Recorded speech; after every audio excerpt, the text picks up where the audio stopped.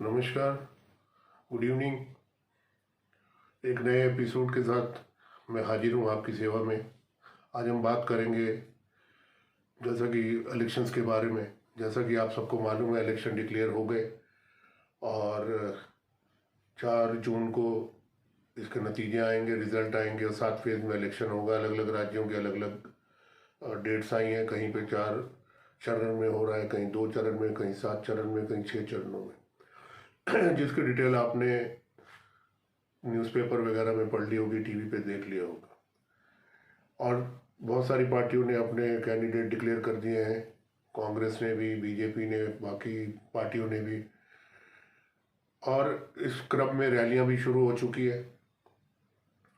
रैलियां कल मुंबई में इंडिया अलायंस की एक रैली हुई जिसमें राहुल गांधी और खड़गे साहब और तेजस्वी यादव और विपक्ष के जितने नेता थे उन्होंने भाषण दिए।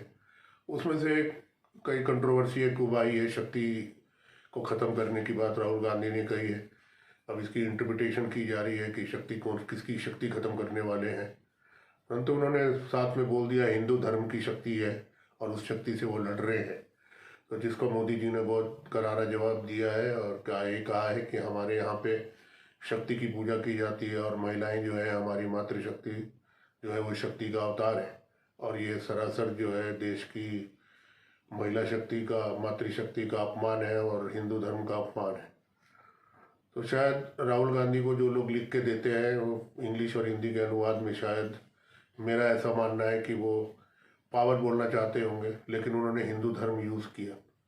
तो ये देखने वाली बात है कि क्या उनसे अनजाने में गलती हुई या वो जानबूझ के ऐसा करते हैं। क्योंकि ज़्यादातर जो भी वहाँ पे पॉलिटिकल पार्टी इंडी गठबंधन में है, उनका एक धर्म विशेष के प्रति थोड़ा ज़्यादा ही आकर्षण है। और वो इसमें क्रम में आकर के, चाहे वो इलेक्शन हो या ना हो, वो कुछ ना कुछ हिंदू धर्म के बारे में बोलते रहते हैं, जो कि अच्छी बात नहीं है। आप अपनी राजनीति करिए, धर्म को बीच में ना लाइए।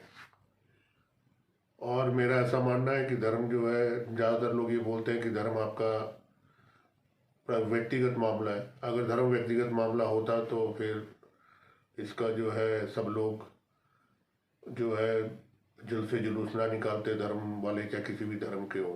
धर्म एक सामाजिक व्यवस्था है और समाज के लोग मिलजुल करके ही धर्म मानते हैं। ये जो है टर्म धर्म मेरा अपना निजी मामला है, इसके ऊपर बहुत ज़्यादा डिबेट की जा सकती है। तो सार्वजनिक स्थानों पे अगर मंदिर मस्जिद है तो धर्म एक प्राइवेट चीज़ नहीं है, ये एक सामाजिक चीज़ है जिसमें लोग चाहते हैं, जो भी अपनी आस्था होती है, अपने हिसाब से मंदिर या मस्जिद में जाने का उनको अधिकार है। भारत एक स्वतंत्र देश है, लेकिन एक दूसरे के धर्म के बारे में अगर ना बोला जाए तो ज़्यादा ही अच्छा है।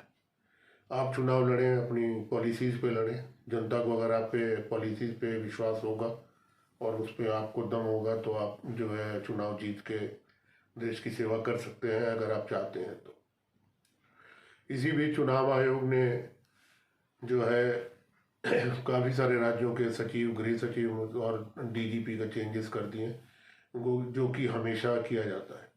इसमें खास एक देखने वाली बात है, एक नए इलेक्शन कमिश्नर जो अपॉइंट हुए हैं, मिस्टर संधू सॉरी, जो कि एक बहुत ही वरिष्ठ अधिकारी हैं। और एक बार इंटरव्यू में श्री नितिन गडकरी जी ने ऐसा बोला था कि एक बहुत ही अच्छे और ईमानदार अधिकारी हैं।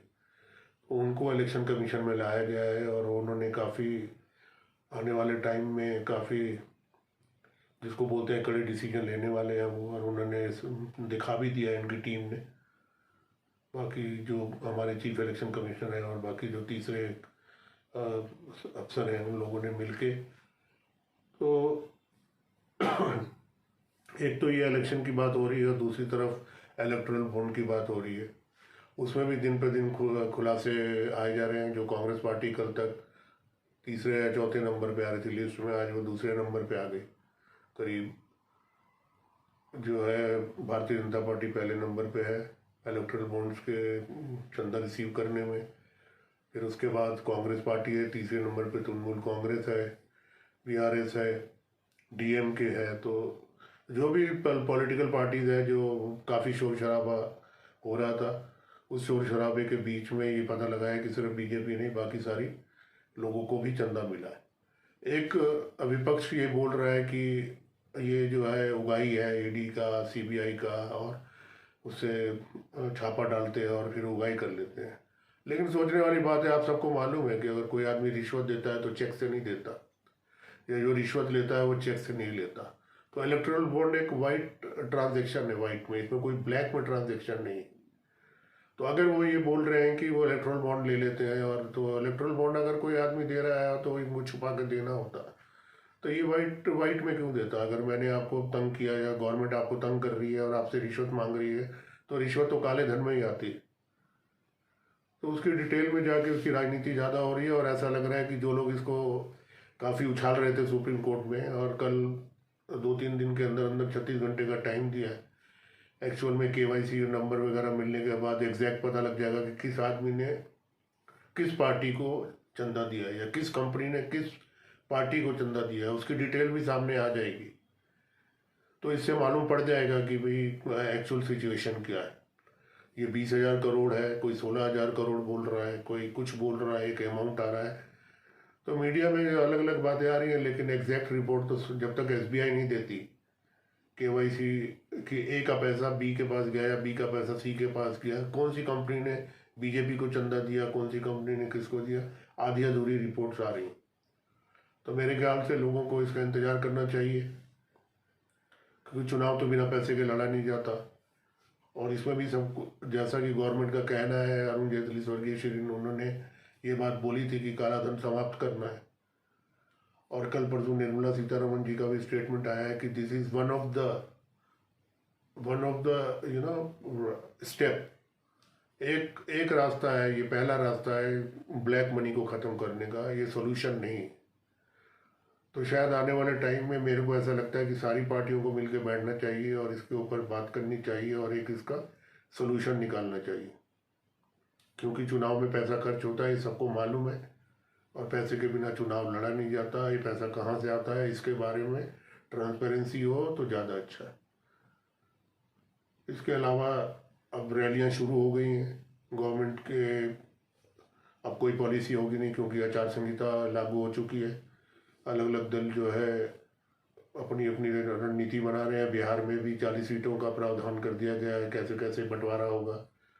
काफ़ी दिनों से ये बात चल रही थी कि चिराग पासवान को सीटें मिलेंगी, कितनी मिलेंगी, वो कहाँ से चुनाव लड़ेंगे, उसका भी ऑलमोस्ट क्लैरिफाई हो चुका है।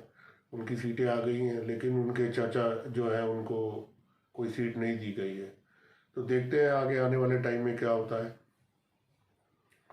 हिमाचल में भी सुप्रीम कोर्ट का डिसीजन आया है 6 बागी विधायकों का, अभी उनका सस्पेंशन बरकरार रहेगा, योग्यता रहेगी उनकी। यूपी में भी मायावती अलग चुनाव लड़ रही हैं। तो चुनाव का उत्सव ज़्यादातर लोग बोलते हैं इसके बारे में। तो आने वाले टाइम में धीरे धीरे अब और ज़्यादा तीव्र हो जाएगा। मोदी जी की रैलियाँ साउथ इंडिया में काफ़ी ज़्यादा हो रही हैं और वहाँ पे उनको अच्छा रिस्पॉन्स है, और ऐसा बोला जा रहा है कि आने वाले टाइम में साउथ में, खास करके केरला और तमिलनाडु में, बीजेपी को ज़्यादा सीटें मिलेंगी और एनडीए 400 पार जाएगा, ये ऐसा दावा किया जा रहा है। बाकी दलों की भी तैयारी है, देखते हैं कांग्रेस अपनी लिस्ट फाइनल कब करती है और बीजेपी बचे हुए अपने कैंडिडेट बिहार और यूपी के कब डिक्लेयर करते हैं। बहुत सारी सीटों के ऊपर अभी फाइनल लिस्ट आनी बाकी।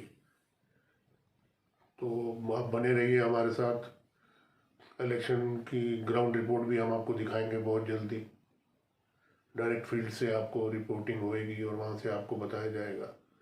तो आपसे रिक्वेस्ट है कि मेरा चैनल देखें, लाइक करें, सब्सक्राइब करें और शेयर करें। Thank you very much.